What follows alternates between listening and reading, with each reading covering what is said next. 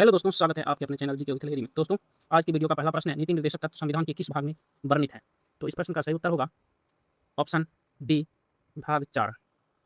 अगला प्रश्न, नीति निर्देशक तत्व संविधान के किस अनुच्छेद में दिए गए हैं?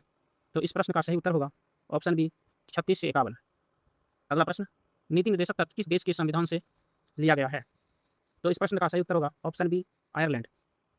अगला प्रश्न, नीति निर्देशक तत्व किस प्रकार के अधिकार हैं?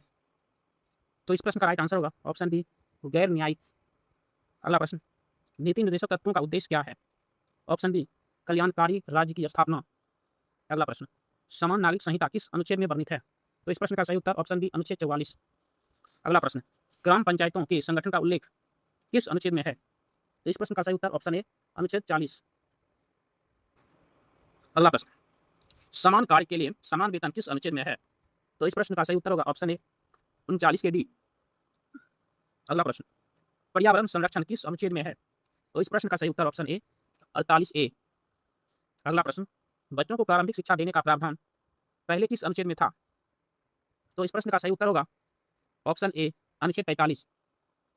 अगला प्रश्न, पोषण स्तर एवं जन स्वास्थ्य किस अनुच्छेद में है?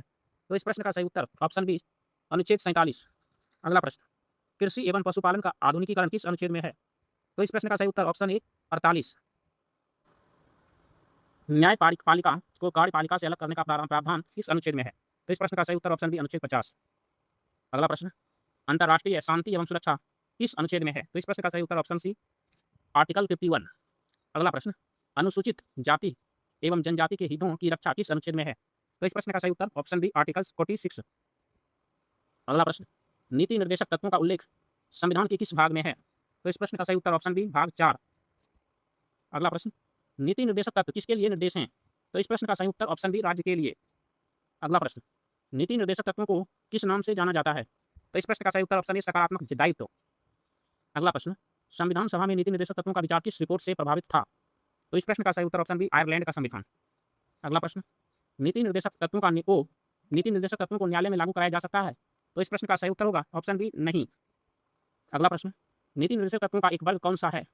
तो इस प्रश्न का सही उत्तर होगा ऑप्शन ए, समाजवादी सिद्धांत। अगला प्रश्न, 1857 की क्रांति का तत्काल कारण क्या था? तो इस प्रश्न का सही उत्तर ऑप्शन बी, चर्बी वाले कारतूस। अगला प्रश्न, 1857 की क्रांति की शुरुआत कहाँ हुई थी? तो इस प्रश्न का सही उत्तर ऑप्शन बी, मेरठ।